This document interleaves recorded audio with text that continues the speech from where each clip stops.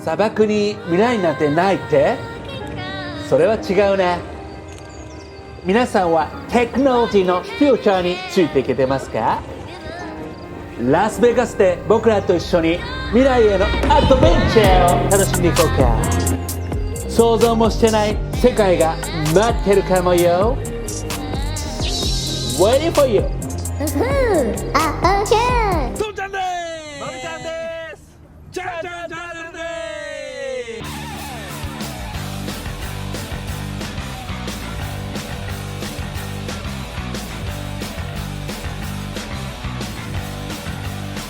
ちゃちゃんチャンネル。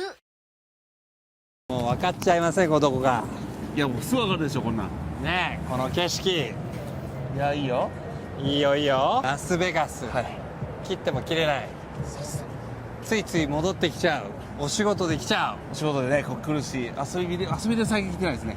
う。来ました？ね。いや、うちは家族旅行でよく。近いですもんね。そうね、まだ夏の間俺バスケ大好きじゃん。あ、そうか。 NBA のサマーリーグが夏の間であって、はいはいはいはいで家族で必ず来てちょっと素敵なホテル泊まってそういうことなんですね。それでショーとか見て、ああ、それでよく来るんですね。ベガスやっぱりね、眠らない街。みんな歩いてる。本当に元気な街。もう朝までこんなんですからね。逆に朝一人いないですね。朝一は誰もいないいやとにかくね、今回お仕事でね、はい2人とも別件で来てて、はいはいはいはい。でなんとやっぱりラスベガスでは非常に大きいイベントがあるわけですよ。ありますよもう。そのイベントは CES。2024。セス2024。セスで何してたの？セスでジャパンパビリオンっていうのがあって、ほうほうほう。まあ日本の企業さんを集めてやるブースがあったんですよ。そこのステージ担当をしておりました。おお、そうですかっこいい。めちステージ周りとか、うんそうそうステージに使う映像とかを作ってました。ゃくちゃ大変だったんじゃない？去年の10月ぐらいからずっと動いてたんで、すごいね。まあ一番大変だったのは12月に入ってから。はいこれでも全然紹介していいと思うんだけど、はいニューピープルさん、サンフランシスコのそうです会社だよね。そうですそうですそうです。が施工っていうの？施工こういうイベントを。そうですそうです。それで今回も何年目僕はこれで5年目。 ？5年間。 5年間こういうこの時期にいつも正月明けに始まるんですよ。に来ていただき呼んでいただいてますね。かっこいい吉田さんいいね。はい。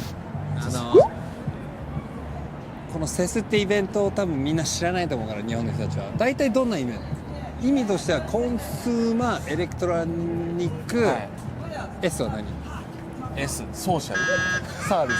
はいはいはい。何ですか？いや俺もわかんない。コンスーマーエレクトロニック。考えないですよ。CES SS 何年目でしたっけ？5年目。はい、サービスサイエンティスピーだよピーだよ。ああいいね。トショーめっちゃ簡単なやつやった。皆さんこれがあれですよ。 CES 会場でございます。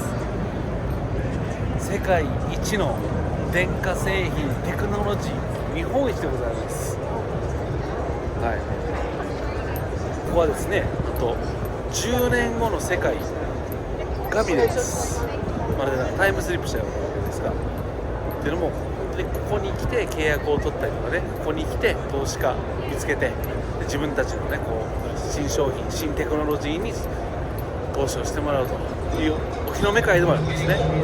ソニーとかソニーさんとかね、トヨタさんとか日本の会社だとね、あとグーグルさんとかね、みんながここに向けて1年間が動くわけです。で毎年毎年ここで新しい商品をでっかく発表するというこのテクノロジーの1年間の流れでございます。実際に売られてないものが多くて、ここでしか見れない、ここでしか触れないっていうのがいっぱいあるんですよ。だからあとコンセプトだけを発表してもいいんですね、こういうとこは。ここが我らジャパンのブースでございます。素敵でございますね。はい、こちらジャパンのブースでございます。なんとおしゃれなんでしょうかね。はい、さあそれでは現場から以上でした。ともちゃんです。じゃあまたね。ちゃんちゃんチャンネル。で俺は別の理由ね、アテンドで、はい、そう壊れてましたね。ね、アテンド行ってもうちょっと天井見る側としてはいはい。どうで初めてですか？初めてです。どうでした？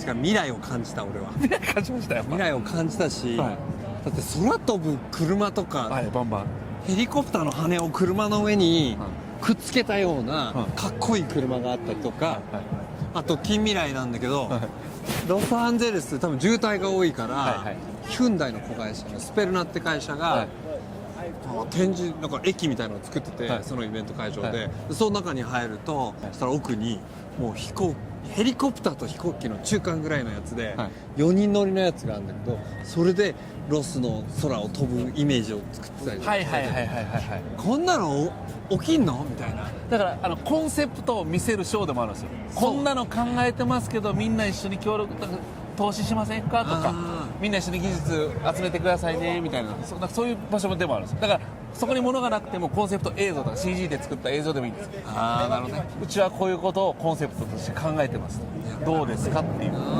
で日本の企業もたくさん入ってるんですよ。入ってました入ってましたホンダソニーソニーホンダでしょアフィーラはいそうですかっこよかったねあの車もソニーさん毎年来ててかっこいいやつソニーさんも感動しました今回見てねよかったね。韓国の会社がめちゃくちゃ頑張ってるなっていう。すごいですもう国を挙げてやってるんですごいいやな。もちろん日本のやつも国をやってるんですけどまだいや韓国ほどまだ上がってないですもう全員レベル高っと思った。レベル高いしやっぱお金の投資の仕方が半端ないですいやすごい見せ方が上手でございますねだからまあだから未来の描き方は国によっても違うんだなっていうのもよく分かったし、ベンツとかブああもうねースあってね、はいはいはいでも俺はだからベンツはもうやっぱベンツだなっていう。ベンツが話題になったのは2年前ですね今年がやっぱすごかったのはホンダさんが出したのがすごかったですホンダのなんだ。ホンダの電気自動車見たあれがやっぱ一番なんか話題になったとかあと NVIDIA のチップに AI が入りますよみたいなわかります今何言ったか分かりました何語ですかNVIDIA のチップにインテルのコアティップにティップチップにティップお金ですチップに今ティップって言っちゃったこのコンベンションセンターがバカでかいんだよねだから端から端まで歩いたら1時間かかりますよねねだからめちゃくちゃでかいから、はい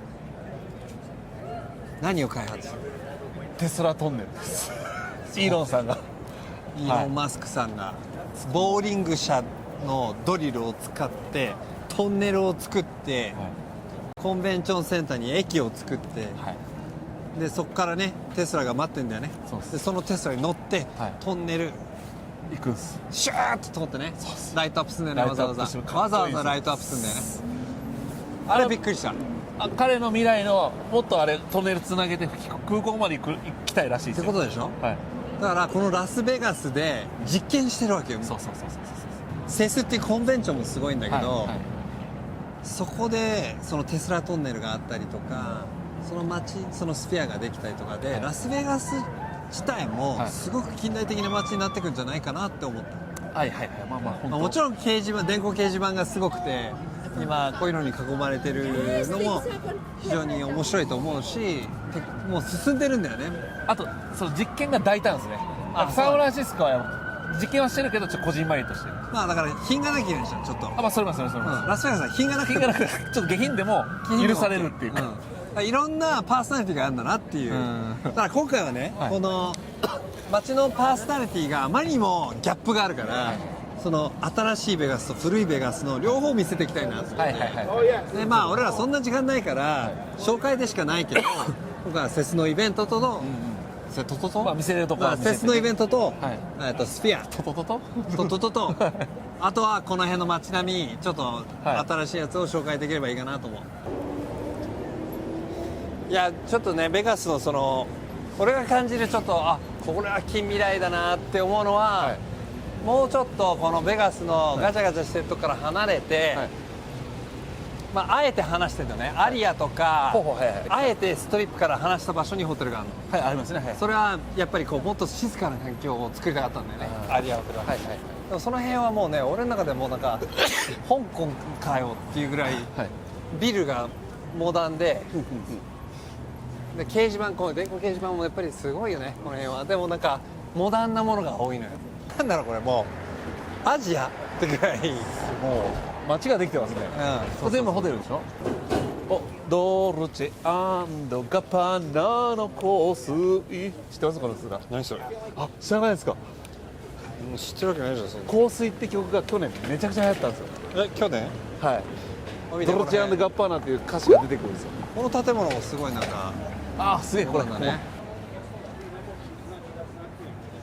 ドルチェ&ガッパーナの香水のせいだよ、甘えだてててててててててててててて香水って曲知ってるって聞きました。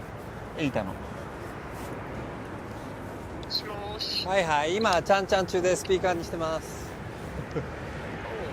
ドルチェ&ガッパーナのその香水のせいだよ、知ってますよね。もう一回言って。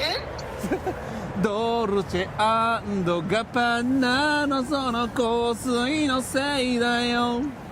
初めて聞いた。あ、嘘。ちゃんちゃんチャンネル。おお。おお、面白い面白い。スフィアだねこれが。そうそうそう。そうそう、ニコちゃん来るかも。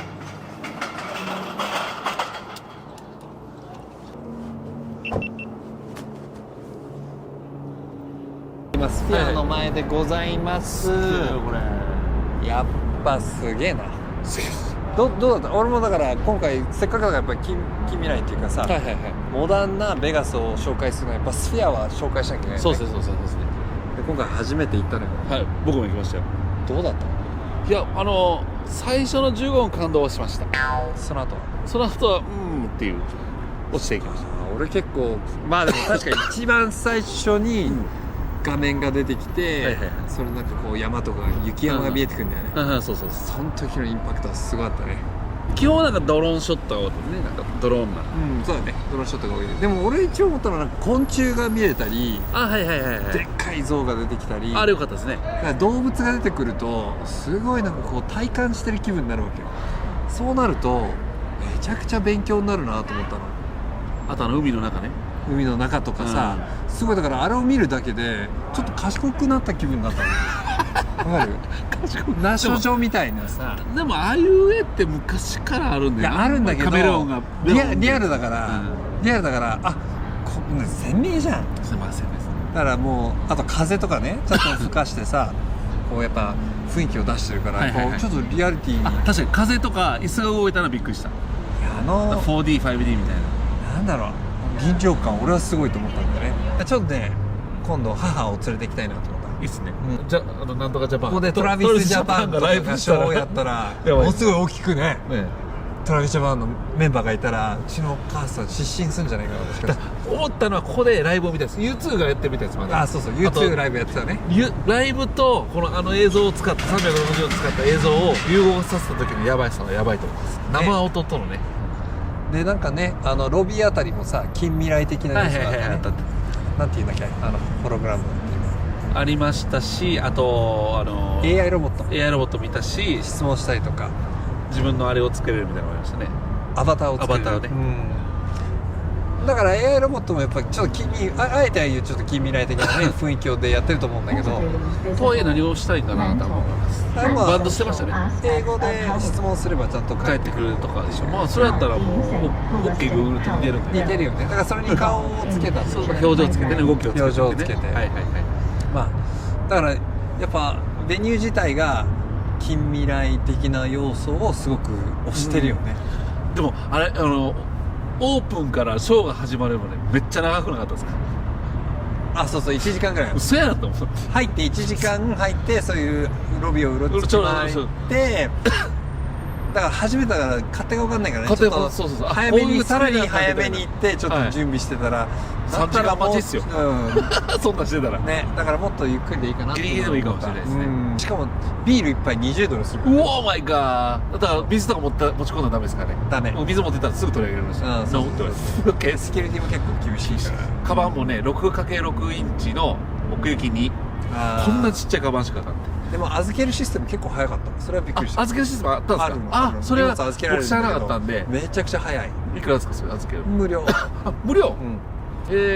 さっきからこの距離で俺の顔にめっちゃ咳してるけど。はい。こびた。ちょっと CS でねもらったかもしれない。さ咳が止まんない。あ、でも乾燥してますラスベガスは。あ、乾燥してるね。手がカッサカサ、顔カッサカサ、顔今引っ張られてるぞずっと。唇に潤いがないの全然。ちゃんチャンネル。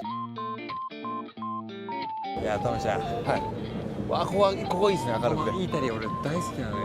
これ初めて知りました新しいですかこれね新しいんだけど、まあ、このちゃんちゃんの話でいうと別にモダンでもなければ古くもないんだけど、はいはいはイタリアって世界中にあって、はいでいろんなイタリアのこう売店が入ってるっていうイメージ、はいそれでねデザートにも美味しいしコーヒーもうまいしイタリア生パスタとか食べれるし、ああいいですね俺はここでブッチャーが中に入ってるんだけどそこでステーキを選んではい焼いてもらうっていう、あそこでやってくれるんですね、結構高いんじゃないですかでもでバカ高くないの。そうですか50ぐらい45あイートリーかそうそうそうでイタリア系ってことそういうこと。あ面白いちょっとデザート行けたら行きたいな。あ初めてですわここいいのよ。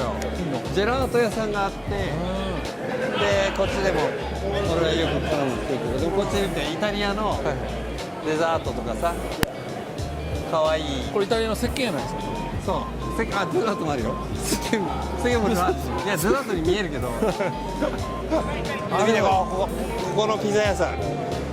やっぱねピザはイタリアうまいんですよアメリカ美味しくないけど、フラットブレッドみたいなやつだけど、ちょっとこれ薄いんですいや厚みあるんだけど美味しい。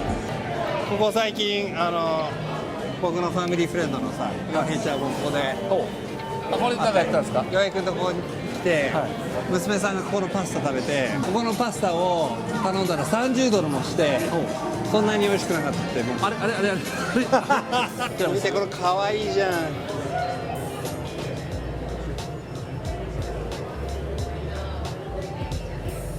ティラミスおいこれはなんてやつだっけ、カシスのムース。ムースいただきます。うまっ。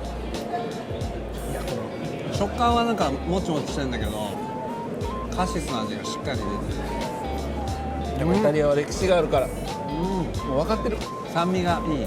そっちいいですか酸味うまいよこれ。あうまっいやでもあれロースビーチよりうまいかもしれない好きこっちの方が歴史長いでしょすごい歴史が長ければいいってもんじゃないね。歴史が長いの意味があるんですよとか言いながらはいすぐ AI ってさ、じゃあどっちがいい。人が握った寿司とロボットが握った寿司とトムちゃんはどっちがいい。食べ物に関してやっぱ歴史ですよそこはねじゃあロボットじゃない。ロボットじゃまあそれを再現できるのはロボットもいいんですけどやっぱ例えば200年前からやったお店が考えた AI であればいいんじゃないですかちゃんとあなたが食べる一貫の握りは人間に作ってほしいですけどもロボットに作ってほしい。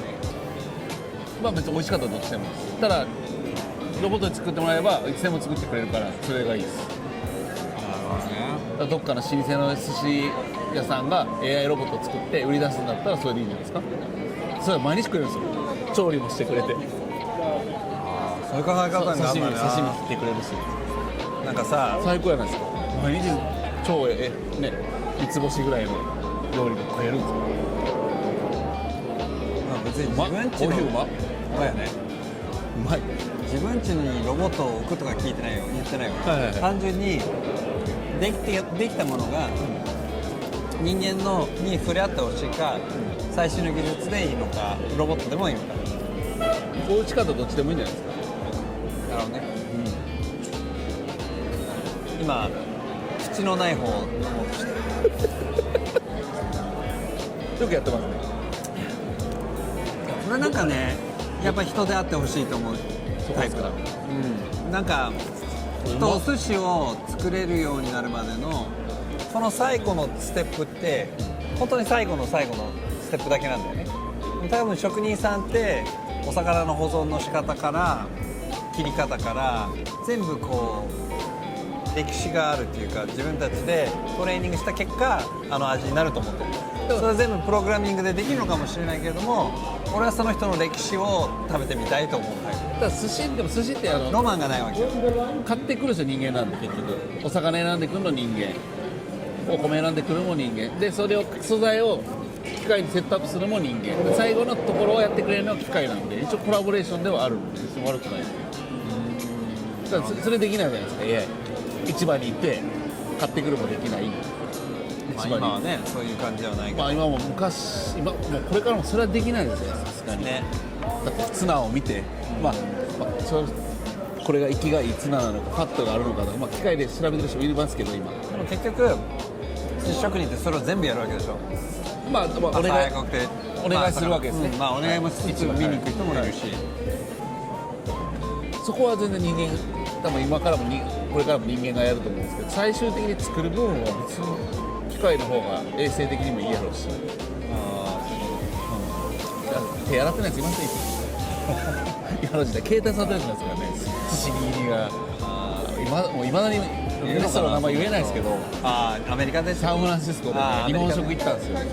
でなんかその寿司シェフ日本から来てる人が携帯触ってるんですよ。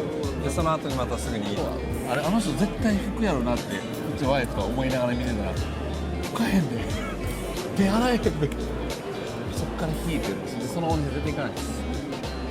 あんま美味しくないしなるほど、それはロボットにはねないでしょ、ないけどね。感情ないし鼻くそ事故もないしなるほどね。わかりますよ、そのねこう最後に人間が作るのは愛情がありますから、愛情だけじゃなくて多分ちょっとこれうまいです。職人さんって、まあ、自分のお店を持つようになったんですよ、レストランを、そしたら自分のパーソナリティがいろんなところに出るわけよ。こういうものをこうやって飾りたい、こういう材質を使いたいとかさ、そういうのがあるわけでしょ、それを含めた上での出てくるお寿司だとは思ってる。それがロボットだったら嫌だなっていう。だから回転寿司行くんだったら、まあ、別にロボットでしょうがないかと思う、でもパーソナリティがすごい大事だと思うんだよね。それこそあれです回転寿司はもう Very nice, very nice. So good. Very good. 回転寿司は AI ですからね、もう全部機械で米作って握って乗っけてるのは乗っけてるのは人まあ、間、 AI かどうかわかんないけど機械ではある。機械です、だから下手な寿司を握るなら AI 置いた方がいいです鼻から、今回節水行ったじゃない、すごいと思った。本当いろんな最新の技術と最先端を感じたんだけど、同時にまたすごい数の人が置いてかれるんだろうなとは思うんだよね。そうです、まあ本当そうなんです、だからもっと社会の差が生まれますよ。そう世の中が便利になればなるほど富裕層っていうか多分そういう技術を変える人たちも限られてくるし、そうなると人置いてかれるんだろうな、いろんな人って思っちゃう。いやめちゃくちゃ置いてるんです、本当お金がやっぱ必要になってきますね、もっとね、そのサイクルは、まあ、アメリカでも貧富の差がねすごい激しく出てるけど、もっと貧富の差すごいと思う。サンフランシスコがいい例えだよね、すごい富裕層がいて金持ちもいるけどめちゃくちゃ貧しい人たちとホームレスが多い、新しいテクノロジーは極力触った方がいいと思いますよ。トムちゃんね、だからこう新しいものを常に、まあちょっとさすがにやっぱお金がかかりますよ、新しい機材出たみたいな買うみたいな、Google ホームとか持ってます？ホーム Google ホーム、ホーム、まあアレクサみたいな使ってない、俺はアレクサ使ってる。アレクサ派なんです。でもほとんど俺はそんなに使わない。マリさんワイフが使うってことですか？あとまあ娘がねAlexa what's the weather tomorrow とか、やです、Alexa what time is it Alexa send a notification for 7:30 a.m. みたいな。うちの息子もね、OK Google おならはなんで出るの？ずっと聞いてます。答え出してくれる。そうよ、ブーとか失礼しましたとか、おならの音を聞かせてってずっとゲラゲラゲラゲラかわいいね。子供たちはもうそれが当たり前なんで、それは素晴らしいですね。早めに入れといた方がいいです。でも怖いと思う人もたくさんいるんだよ。トムちゃんはその怖い面はあんまり考えないんだね。いや怖い言ったらもう遅れるんだよね。その時はその時でしょ、なんか思った時に。と思う。だからその盗聴されるとかそういうのはあんま気にしない。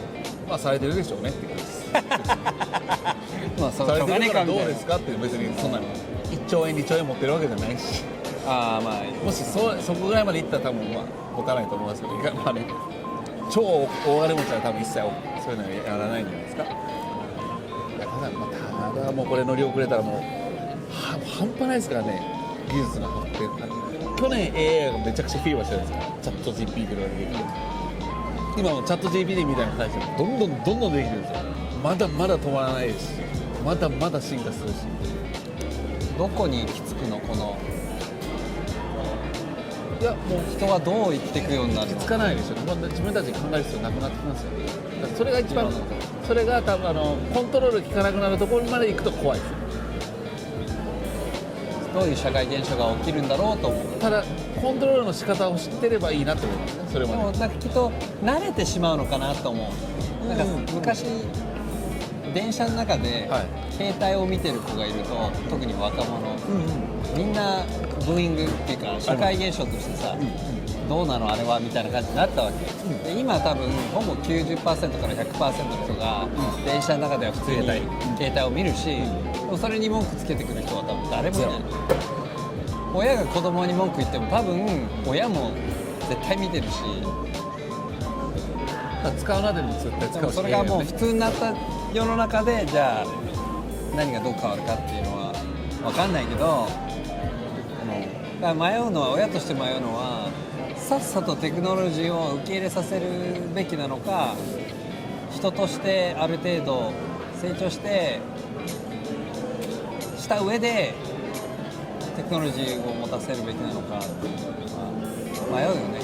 だから多分子供、世の中の多くの親が悩まされると思うんだけど、子供たちはもう YouTube で育つし、Instagram で育つし、それを見て育って、それがもしかしたらプラスになることもたくさんあるだろうし、全く知らない人たちもいると思うんだけど、世の中それはそれでちょっと今の時代に乗ってけんのかっていう心配もあるじゃない、変な話、それ使うことによって友達ができることもあると思うし、結婚もできるし、出会いができる。だから仕事もできる。完全になくすときっと人間関係もちょっとどうしちゃったのっていう。だから多分結構大人、だから制作会社の知り合いの監督さんとか、スマートフォンがすごい遅い人もいたんだけど、ありましたね。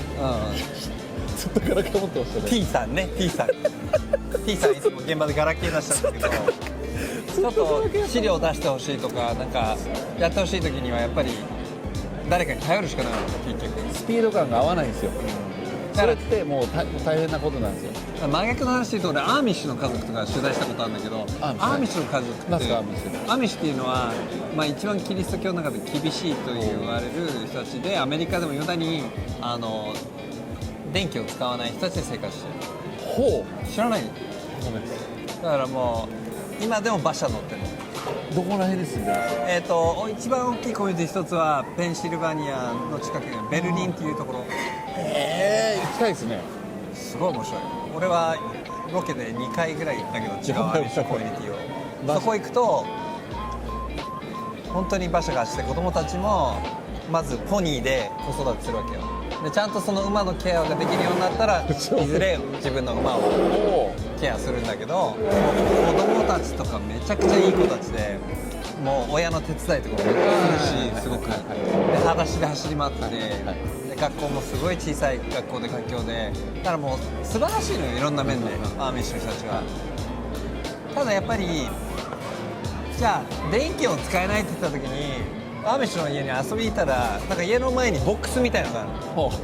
そしたらそれ電話ボックスみたいなのがあるわけ、家の中にはないんだけど、ルール的に家の外にあればいいらしくて、で緊急状態でさ、例えばさ、今すぐ病院に行かなきゃいけないって時には、メノナイトって言って、アーミッシュよりちょっと緩い宗教があるのね。もうちょっとなんかそのメノナイトの人に頼めば、その人が迎えに来てくれるので、乗せてもらうのはいいの、自分が運転しなければいい。何ですかそれゆるゆるななんかルール。で電気は使っちゃいけないんだけど、プロパンガスをめちゃくちゃ上手に使ってて、家の中はプロパンガスを利用した電気がつくようになってる。なんすかもう電気使えのに。そういうことよ。めっちゃおもろいですね。そうなの。逆にそういう人たちの発想がまた面白い発想が生まれるから、ちょっと俺が受けたのは、ちゃおもろいパパはちょっと比較的緩い方だったから、携帯が鳴ったの、取材してる最中に。あかんよあかんあかんよ。だから会社のためにどうしても必要なの。その中途半端なやつ。で子供とかは、ティーネイジャーになりつつある子はナイキとか履いてたのね。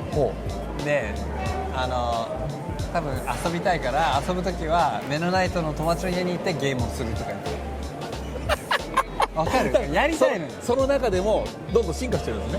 プラステクノロジーが進捗していってる。まあ便利な人間めっちゃおもろいじゃないですかそれ。いやめちゃくちゃ面白いコミュニテ行きたいですね。場所のィ。そこのちなみにどうやってズルするかっていうのを子供は一生懸命頑張ってるんですね。まあそうね。あと取材した中ではすごい貧しいと思われた家があって、はいそこの人でも取材したくて俺ノックしたの。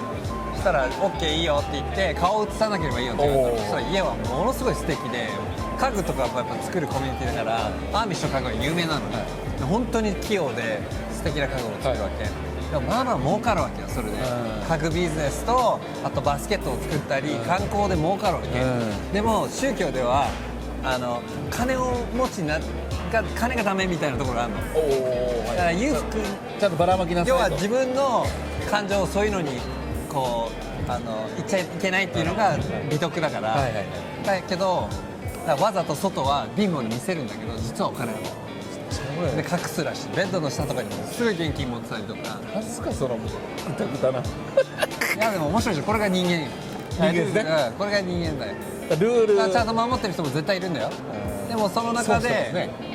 なんかでも損はしてるとはいえ遅れてるとはいえ彼はそれでハッピー。じゃあ幸せなの。幸せだねハッピーな。幸せであればいい、でアーミッシュって確かに狭い世界なんだけど成人すると、まあ、18ぐらいになると一回家を3年間出なきゃいけない。ほうどこ行ってルールもですか決まってんの。どこ行ってもいいの、そのコミュニティを離れなきゃいけない、で世界を見なきゃいけない、で見て3年後に帰ってきた時に残るかどうかを決めなきゃいけない。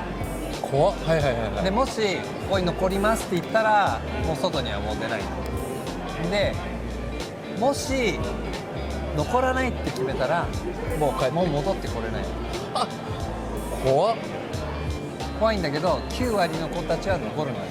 家族がいるからね。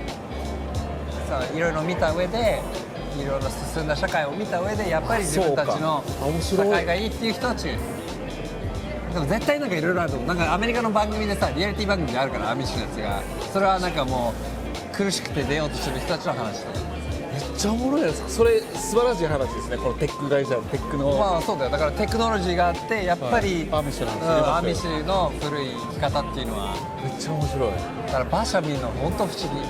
でも可愛いのも車走らせるとさちっちゃい子がさワゴン引っ張ってポニー引っ張って34人の子供が大人もいないのにさその辺歩いてるわけよ。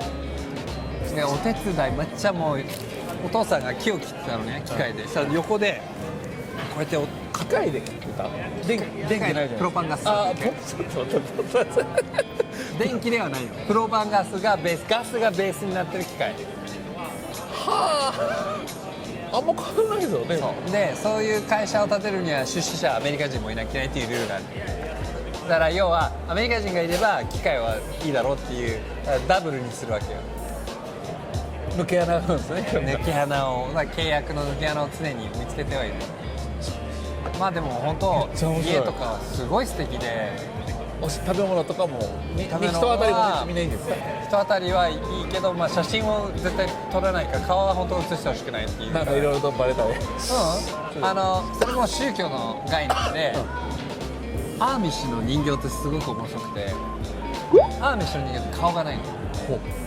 真っ白な人形にアーミッシュの格好してる、はい。でそれって神を含め神を形にしてはいけないとか人は神の形になってはいけないとかそういう多分あると思うんだけど、俺はよく分かんないけどその宗教のなんか理由があってとりあえずそういう風に崇めてはいけないみたいなのがあるから人形はダメなのね。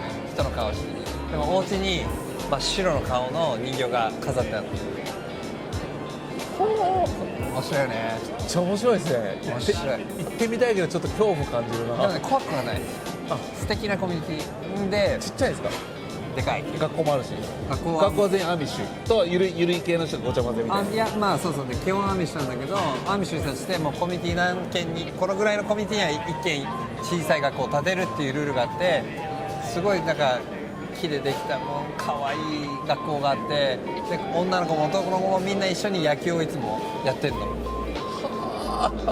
で俺が印象的だったのはまあ中見せてもらって教室の中をしたらクラスの左側は上の子たち右側は下の子たちで先生が同時に教えるの。で上の子たちは小さい子たちに手伝いをしなきゃいけない。あ、いいですね。